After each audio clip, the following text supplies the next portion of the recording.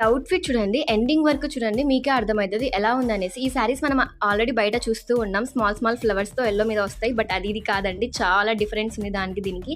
Quality అయితే అబ్బా! Pure georgette అండి. ఎంత స్మూత్ ఉందంటే అంత స్మూత్ ఉంది. ఇన్‌స్టా నుంచి ఆర్డర్ చేసుకున్నారంట నాకు పంపిన క్లయింట్ అయితే. సో, ఆల్రెడీ దీంతో పాటు ఇంకో శారీ పంపారు. అది ఆల్రెడీ డిజైన్ చేశాను గ్రీన్ కలర్‌ది. అది కూడా ఫుల్ లెంగ్త్ మీరు చూసే ఉంటారు ఆల్రెడీ. ఇదొచ్చేసి ఫ్రంట్ స్కాలప్ పెట్టాను. 3 లేయర్స్ వస్తది. ఫుల్ జిగ్‌జాగ్ చేసేసా 2 సైడ్స్ అనమాట.